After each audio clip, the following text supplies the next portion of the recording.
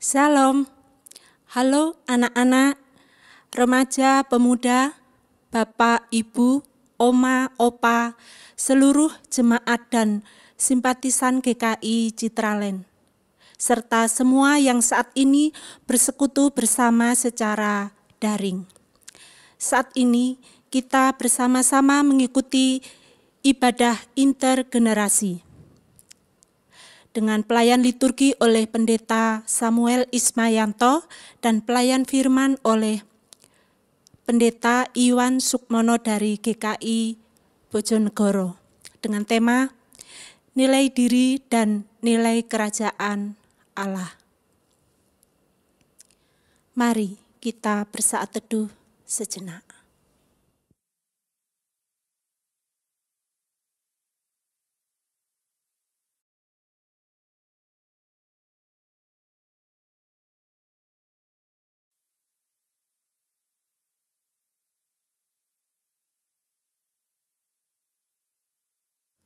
Adik-adik dan jemaat Tuhan terkasih, mari bergembira bersama keluarga untuk memenuhi panggilannya.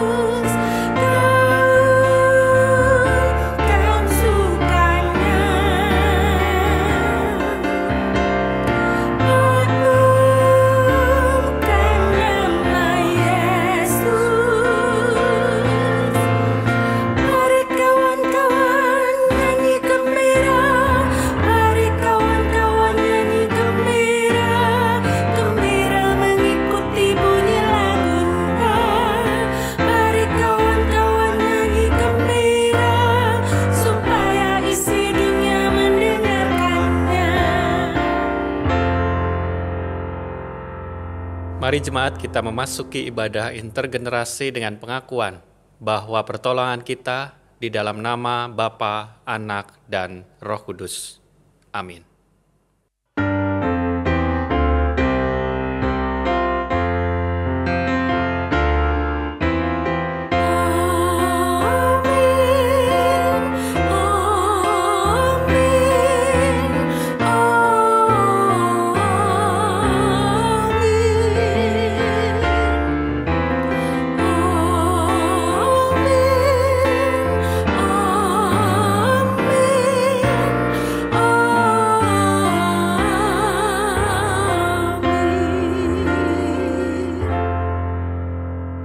Damai Kristus besertamu. Dan besertamu juga. Jemaat terkasih, Andar Ismail dalam buku Selamat Ribut Rukun menuliskan uraian menarik tentang nilai diri. Menurutnya, orang yang bernilai diri tinggi mengetahui keunggulan dirinya, tetapi juga mengetahui dan menyadari kelemahannya. Juga dapat menghargai kelebihan yang ada pada orang lain. Sebagai orang percaya, kita bukan hanya berlandaskan pada nilai diri sendiri, tetapi juga harus diselaraskan dengan nilai kerajaan Allah, sehingga kasih Allah boleh dirasakan oleh banyak orang.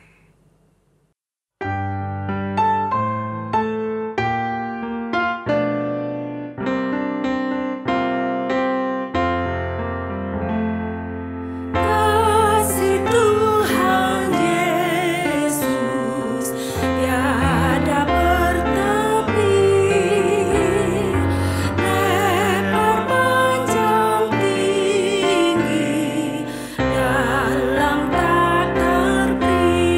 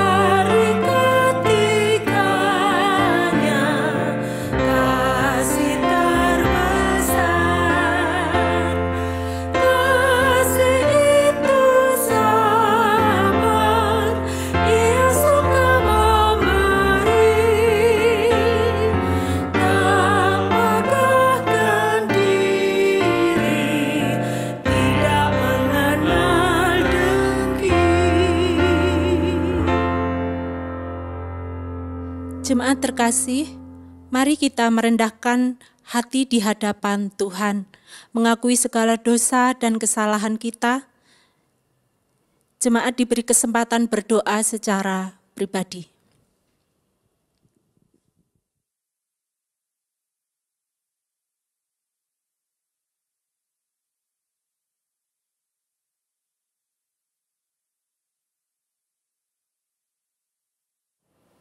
Yesus yang Maha Kasih, sesungguhnya teladan telah Kau beri, namun kami masih sering melakukan segala sesuatu berdasarkan mau dan ingin kami.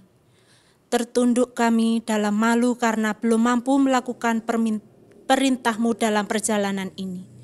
Namun Engkaulah yang memberi kesempatan kembali agar hidup kami seturut teladan-Mu. Terima kasih ya Allah. Amin.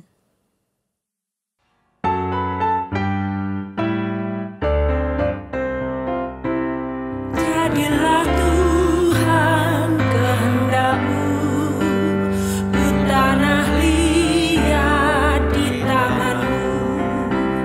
Bentuklah aku sesuka-Mu, aku nantikan sentuhan-Mu.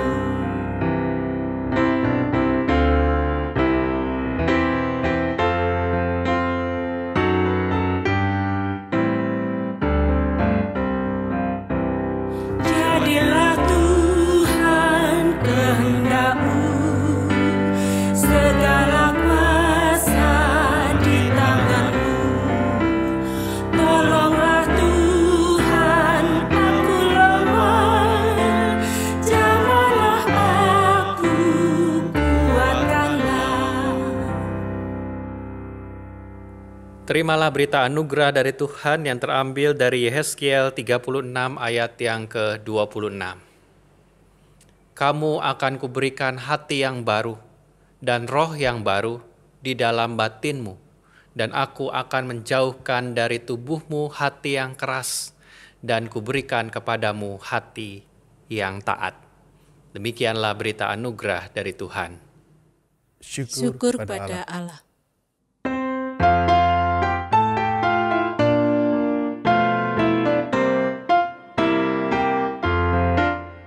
Hidupku bukannya aku lagi, tapi Yesus dalamku. Hidupku bukannya aku lagi, tapi Yesus dalamku. Yesus hidup, Yesus hidup dalamku. Hidupku bukannya aku lagi, tapi Yesus dalamku. Hidupku bukannya aku lagi, tapi Yesus dalamku. Hidupku bukannya aku lagi, tapi Yesus dalamku. Yesus hidup, Yesus hidup dalamku.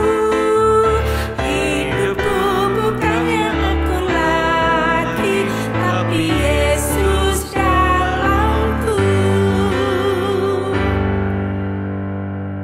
Mari kita berdoa.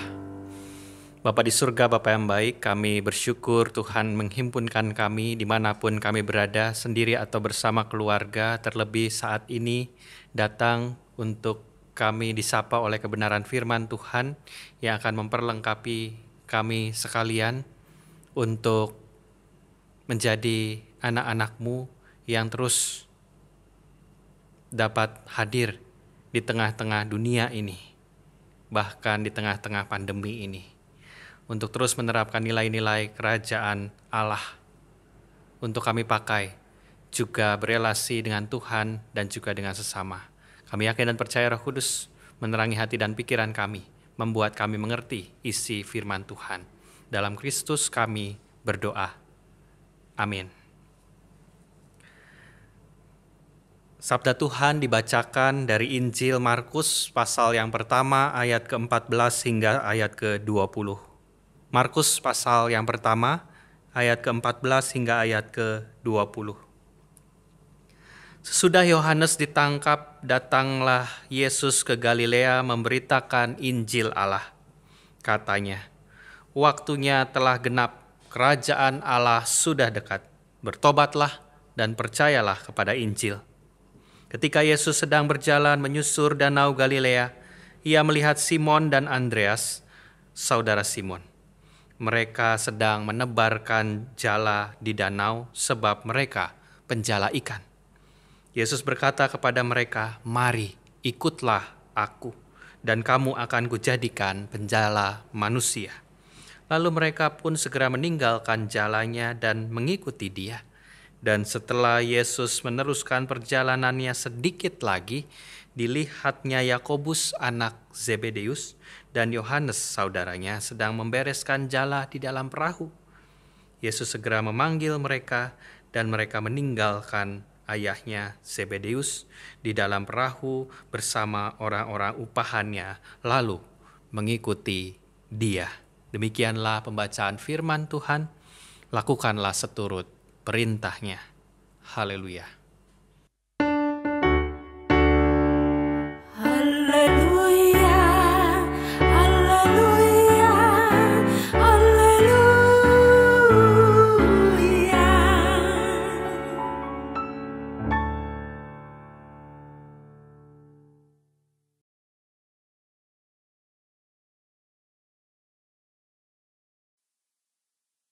Bapak, Ibu, dan saudara-saudara sekalian yang dikasihi oleh Tuhan, tentu setiap kita tidak asing dengan beliau yang bernama Pendeta Andar Ismail.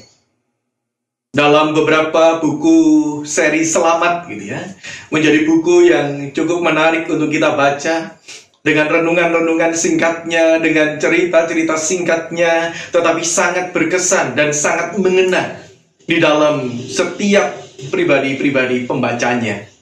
Saya adalah salah satunya tentunya. Nah, di dalam salah satu bukunya, beliau berkisah atau berbicara tentang nilai diri. Dengan begitu baik dia mengatakan bahwa nilai diri adalah sebuah penilaian yang menyeluruh, yang ada pada seseorang mengenai dirinya sendiri. Jadi kalau saya mencoba untuk menjelaskan dan menjabarkannya, maka saya bisa mengatakan bahwa nilai diri adalah seluruh pemahaman, seluruh penjelasan yang bisa saya ungkapkan terkait dengan bagaimana saya menggambarkan diri saya sendiri. Ya, bagaimana saya menghayati diri saya, bagaimana saya memahami diri saya, dan itu tentu akan nampak, akan terwujud di dalam sikap dan tindakan keseharian saya. Nah, Bapak, Ibu, dan saudara sekalian yang dikasihi oleh Tuhan, beliau juga mengatakan bahwa seseorang yang memiliki skor nilai diri yang tinggi itu adalah orang yang mampu menemukan keunikannya atau mampu menemukan keunggulan-keunggulan yang ada di dalam dirinya. Ya, dia bisa menggali, dia bisa menemukan dan mengembangkan potensi dirinya menjadi sebuah keunggulan. Di tengah-tengah, tentu di tengah-tengah pribadi-pribadi yang lain, tanpa harus jatuh dalam kesombongan. Nah, sementara itu dia pun akan dengan legowo begitu ya, dengan senang hati, dia akan mengatakan bahwa saya pun tahu dan sadar bahwa di dalam diri saya ini ada begitu banyak kelemahan-kelemahan dan kekurangan-kekurangan. Tetapi saya tidak akan minder untuk mengakuinya. Dengan jujur saya akan menerimanya. Dengan jujur saya akan mengakuinya. Dan tentu dengan jujur pula. Bukan sekedar menerima, tetapi juga mengelolanya dengan baik. Nah, itu adalah orang yang memiliki nilai diri yang tinggi. Ya. Tidak sombong ketika menemukan keunggulannya, tetapi juga tidak minder. Tidak hanya berkeluh kesah, ya, bersembunyi begitu ketika menemukan kekurangan dan keterbatasan dirinya. Sementara pada sisi yang lain, dia pun akan mampu mengapresiasi ketika ada orang lain yang juga memiliki keunggulan. Bahkan ketika harus berjumpa dengan prestasi-prestasi yang ditunjukkan oleh pribadi yang lain, dia akan dengan penuh suka mengakuinya, dia akan dengan penuh sukacita mengapresiasinya. tanpa harus merasa sakit hati, tanpa harus merasa iri hati. Ya, memang ada orang lain yang baik. Nah, Bapak Ibu dan saudara sekalian yang dikasihi oleh Tuhan, inilah nilai diri yang membuat seseorang mampu menerima keadaannya, tetapi juga mampu mensyukuri keberadaan orang lain. Nilai diri itu tertanam sejak kecil.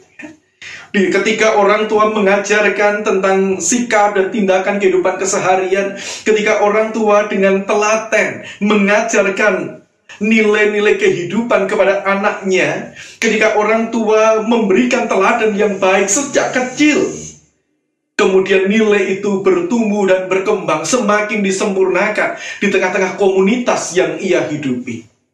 Komunitas itu tentu terdekat adalah keluarga. Komunitas itu tentu mungkin lingkungan studi atau lingkungan kerja. Komunitas itu adalah sebuah lingkup kecil di mana ia boleh tinggal dan ia boleh mematangkan nilai-nilai diri yang ada. Ya, setiap orang berproses untuk menggumuli nilai-nilai diri yang baik di dalam kehidupannya itu. Nah, Bapak Ibu dan saudara sekalian yang terkasih dalam Tuhan, tetapi kemudian nilai-nilai diri itulah yang kemudian mendorong seseorang untuk bisa membentuk worldview, untuk bisa membentuk cara pandangnya di dalam memahami dunia dengan segala serba-serbi yang ada di dalamnya. Nilai diri menjadi pijakan, nilai diri menjadi dasar untuk kemudian kita bisa memiliki sudut pandang tentang dunia dengan segala sesuatu yang ada. Mungkin memandang materi, mungkin memandang keberadaan sesama, mungkin di dalam memandang relasi kita dengan orang lain, mungkin di dalam memandang adanya waktu dan kesempatan yang saat ini dianugerahkan untuk kita jalani dalam kehidupan di sekitar kita. Ya, nilai diri menjadi dasar, menjadi kerangka untuk seseorang kemudian memiliki sudut pandang tentang dunia dengan segala keagungan isi yang ada.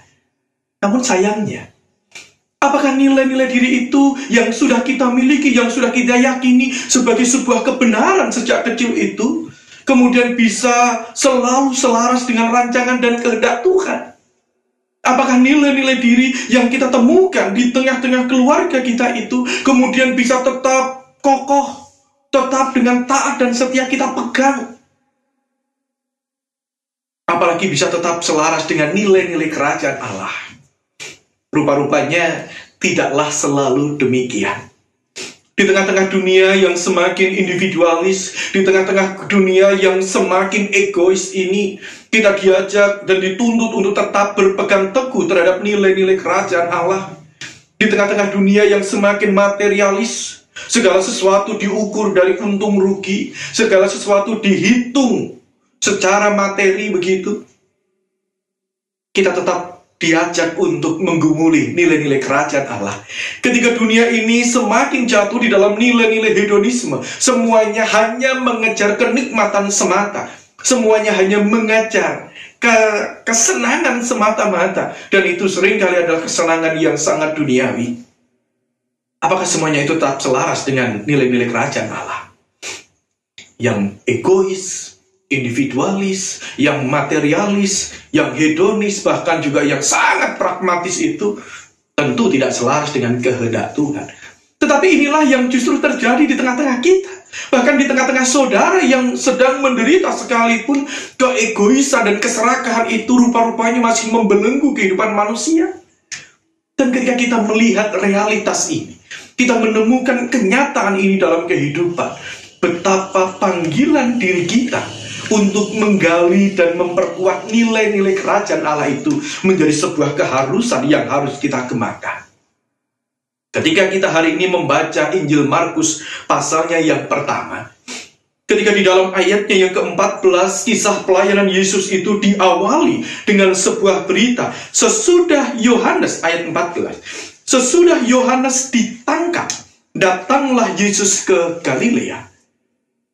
Injil Markus mau mengatakan bahwa karya pelayanan Yesus itu berada pada sebuah situasi dan konteks di mana ada tragedi kemanusiaan yang sangat menyayat hati. Yohanes Pembaptis ditangkap karena dinilai tidak lagi sejalan dengan kekaisaran Romawi yang ada. Yohanes Pembaptis ditangkap oleh karena dia menegur penguasa yang pada waktu itu mengambil istri daripada saudaranya sendiri. Dan bukankah kemudian keserakahan, pemakaian kekuasaan hanya untuk memenuhi hasrat pribadi itu kemudian mewujud di dalam sebuah tragedi dipenggalnya Yohanes Pembaptis. Seakan ini menyiratkan sebuah pesan bahwa ketika seseorang memegang tampuk kekuasaan, tetapi mereka masih terbelenggu oleh keegoisan pribadi, mereka terbelenggu bahkan oleh gengsi dan gaya hidupnya, mereka merelakan begitu saja nyawa seseorang, bahkan yang dipandang sangat berharga di tengah-tengah masyarakat. Ya, tragedi kemanusiaan. Ya, penyalahgunaan kekuasaan. Inikah yang kemudian juga menjadi sudut pandang dunia yang saat ini sedang kita hidupi barangkali. Ya. Tetapi hari ini sekali lagi kita melihat bahwa di tengah-tengah situasi dan konteks yang demikian itu, Kristus hadir. Kristus tampil dengan sebuah pesan yang sangat jelas. Dikatakan dalam ayatnya yang ke-15, waktunya telah genap. Kerajaan surga sudah dekat. Kristus hadir, Kristus tampil dengan sebuah pesan yang sangat jelas bahwa waktunya sudah genap, bahwa kerajaan Allah itu sudah dekat.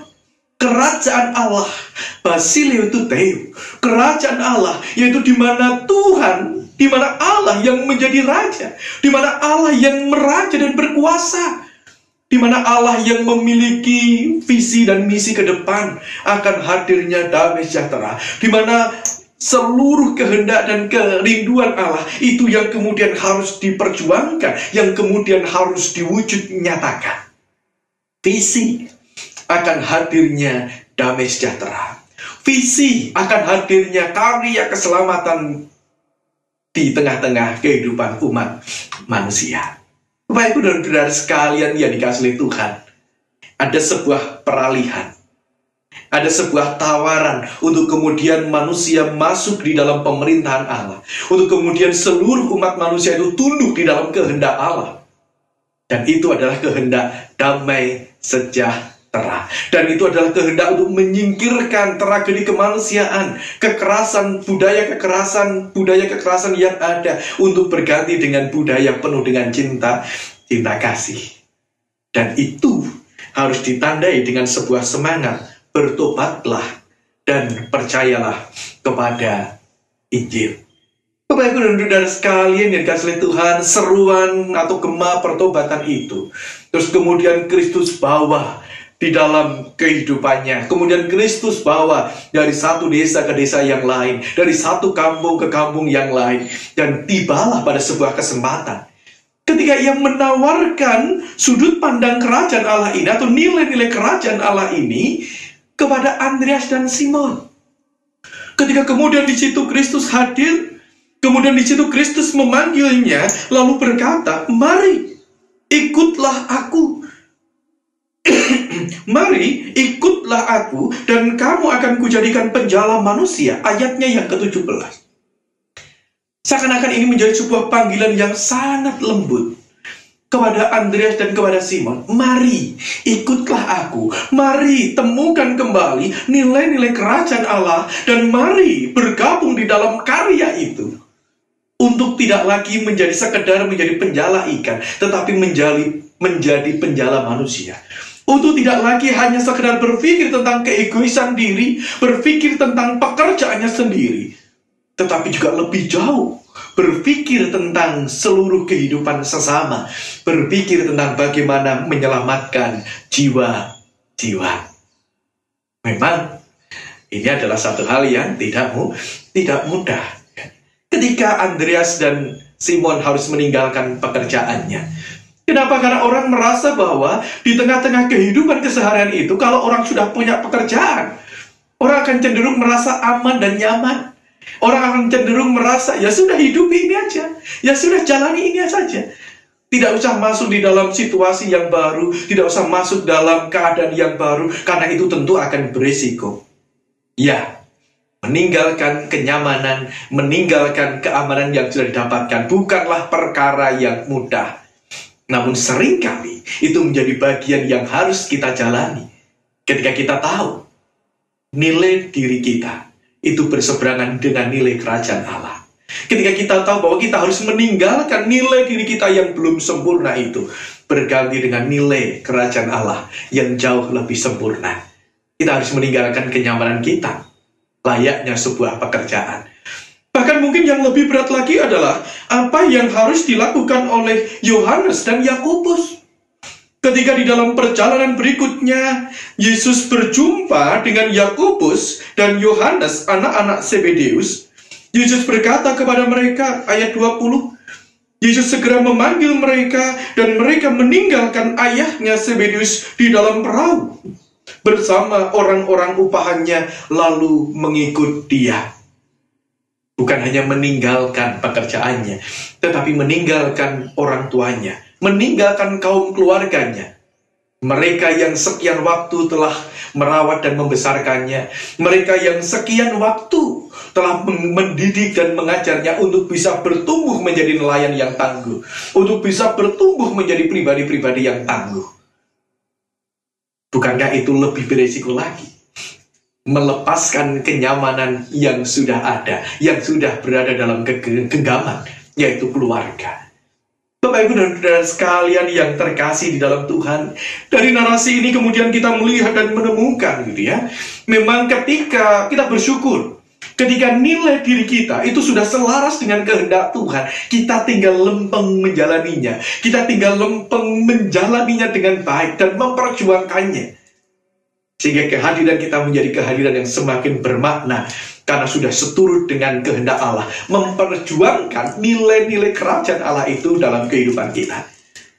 Tetapi manakala belum selaras, manakala justru nilai diri kita ini berseberangan, bahkan bertolak belakang dengan nilai kerajaan Allah, ada sebuah situasi yang harus mendorong kita melepaskan diri dari zona aman dan nyaman yang ada. Masuk kepada sebuah zona yang kadang mengancam jiwa kita. Masuk ke dalam sebuah zona yang baru.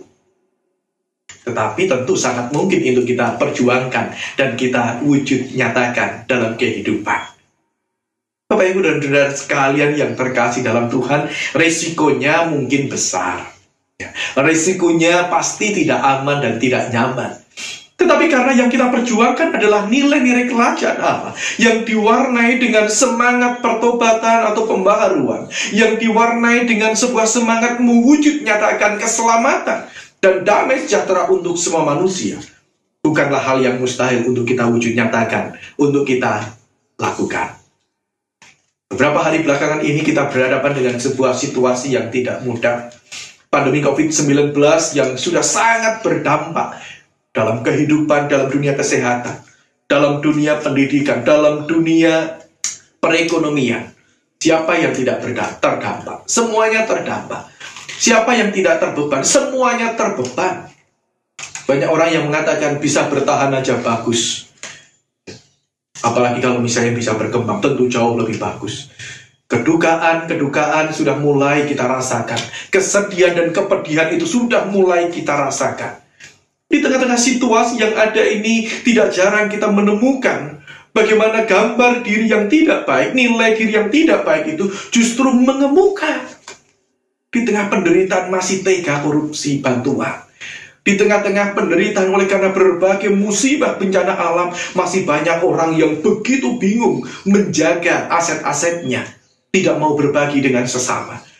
Di tengah-tengah situasi yang tidak mudah ini, nilai kerajaan Allah yang diwarnai dengan cinta kasih Tuhan, yang diwarnai dengan kerinduan kita untuk mewujud nyatakan pemerintahan Tuhan, layak untuk kita perjuangkan. Ya, mari bersama-sama kita mencoba menyelaraskan diri dengan apa yang menjadi rancangan dan kehendak Tuhan. Biar setiap saat kita boleh melangkah, setiap saat kita boleh berjuang untuk mewujud nyatakannya. Setiap saat kita bisa belajar dari Andreas dan Simon Petrus yang siap untuk keluar dari zona nyamannya, memperjuangkan perwujudan kerajaan Allah itu dengan baik. Bukan lagi sekedar menjala ikan, tetapi menjadi penjala manusia. Sudut pandangnya semakin luas demi kehidupan ini. Bukan hanya dirinya sendiri, tapi kehidupan semua. Mari kita belajar juga dari Yakobus dan Yohanes. Bukan kehilangan keluarga, tetapi melepaskan. Ada sebuah kerelaan dan keikhlasan. Tidak karena terbeban, tidak karena kecewa, tetapi ada kerelaan. Mana kalau memang harus melepaskan. Tidak terbelenggu zona nyaman keluarga, tetapi siap untuk berjuang mewujud nyatakan nilai-nilai kerajaan Allah ini. Selagi kita ada, selagi kita bisa, mari kita bersama-sama berjuang di jalan Tuhan. Mari kita bersama-sama berjuang mewujud nyatakan nilai-nilai diri kita yang selaras dengan nilai-nilai kerajaan Allah di dalam kehidupan di atas muka bumi ini. Tuhan memberkati. Saat teduh bagi kita. Kita berdoa. Bersyukur untuk kesempatan kami boleh merenungkan sabda-Mu ya Tuhan. Di tengah-tengah kehidupan yang semakin egois. Di tengah-tengah kehidupan yang semakin hedonis. Di tengah-tengah kehidupan yang semakin materialis dan pragmatis ini. Mampukan kami untuk terus menggali nilai diri kami yang baik. Bercermin pada nilai-nilai kerajaan surga, kerajaan Allah. Tolong kami dan mampukan kami untuk menggali dan menemukannya, bahkan menghidupinya di dalam kehidupan kami hari lepas ke sehari. Di tengah-tengah dunia yang butuh pertolongan kasih Tuhan. Di tengah-tengah kehidupan anak-anak Tuhan yang sangat haus akan pertolongan Tuhan. Mampukan kami untuk senantiasa menebarkan nilai-nilai kerajaan Allah itu melalui tutur kata kami, melalui sikap dan tindakan-tindakan kami dari hari ke sehari. Kami bersyukur untuk sabda. Mampukan kami untuk menjadi pelakunya. Di dalam nama Tuhan kami, Yesus Kristus, kami berdoa. Amin.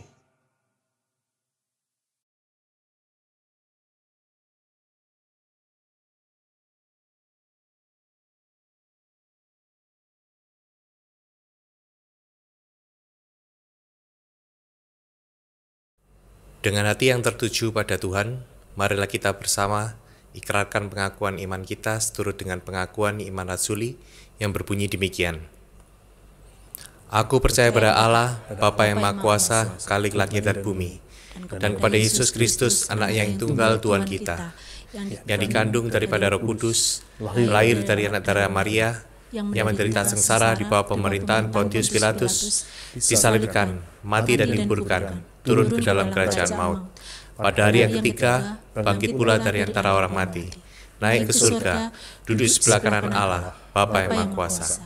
Dan dari sana ia akan datang untuk menghakimi orang hidup dan yang mati. Aku percaya pada Roh Kudus, gereja yang kudus dan am, persekutuan orang kudus, pengampunan dosa, kebangkitan orang mati, dan hidup yang kekal. Mari kita menaikkan syafaat kita. Bapa di surga, Bapa yang baik, kami mengucap syukur firman Tuhan telah diberitakan dan kami dengarkan. Biarlah kami menjadi pelaku-pelaku firman Tuhan di dalam kehidupan kami. Di tengah-tengah pandemi ini, kiranya hikmat Tuhan hadir baik bagi setiap pelayan-pelayan Tuhan di dalam memikirkan arah pelayanan dan juga di dalam pelayanan mereka dimanapun Tuhan pakai.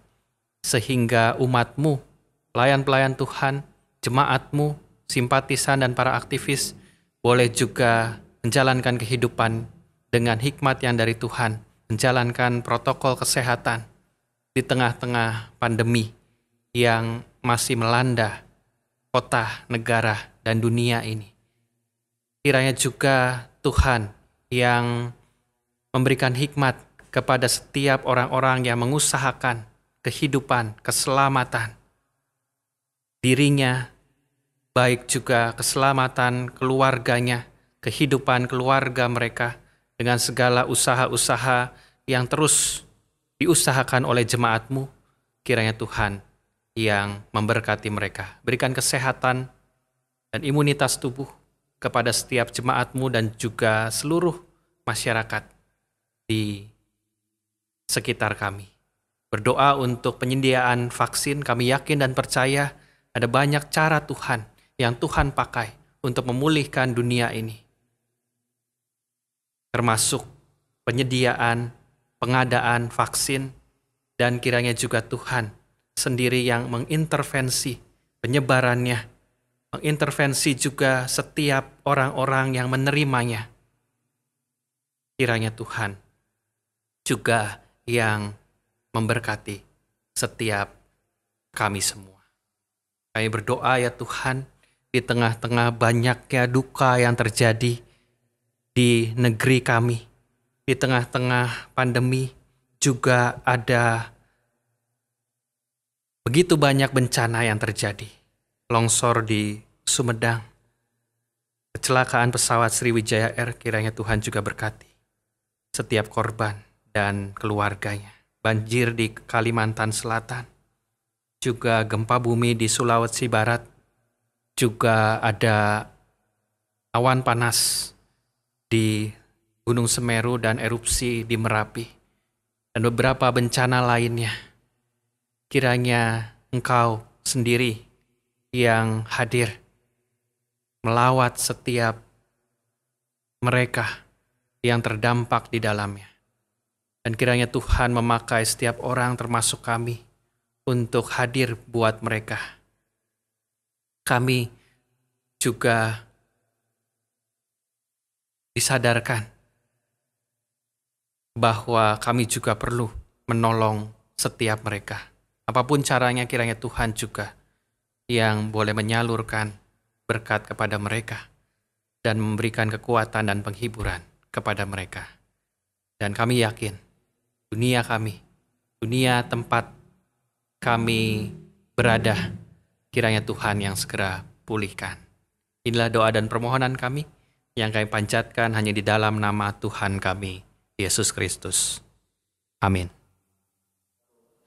Tiba saatnya kita memberi persembahan sebagai wujud syukur kita atas pemeliharaan Tuhan.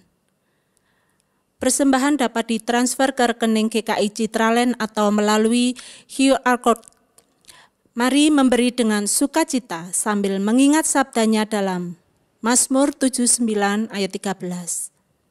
Maka kami ini umat-Mu dan kawanan domba gembalamu akan bersyukur kepadamu untuk selama-lamanya, dan akan memberitakan puji-pujian untuk-Mu turun-temurun.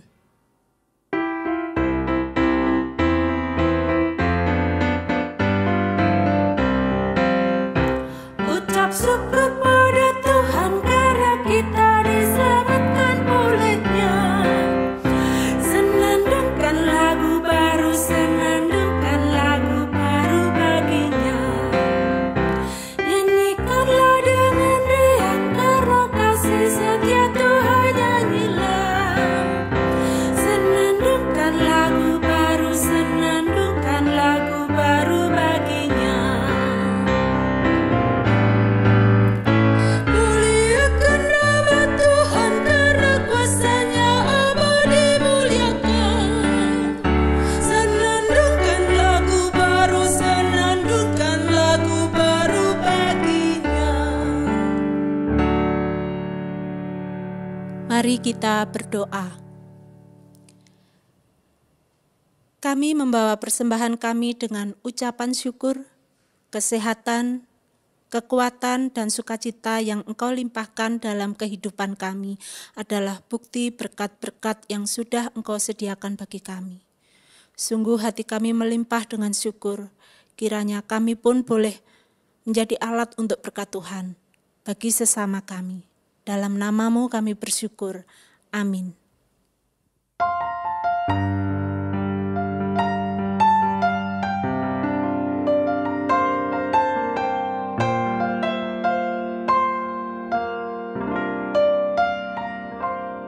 Kau Bapa yang mengasihiku, kuasa-Mu memulihkanku, hati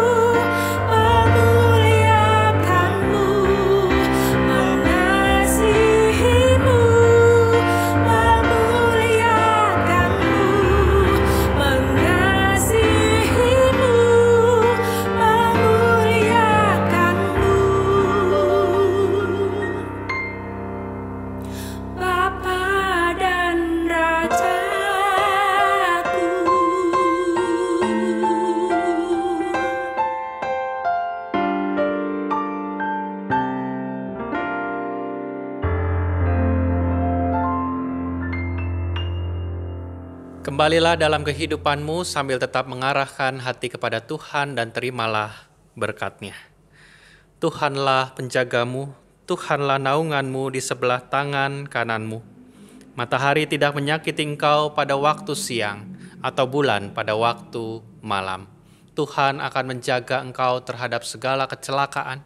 Ia akan menjaga nyawamu. Tuhan akan menjaga keluar masukmu dari sekarang sampai selama-lamanya.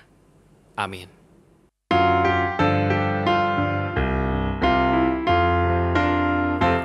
Haleluya.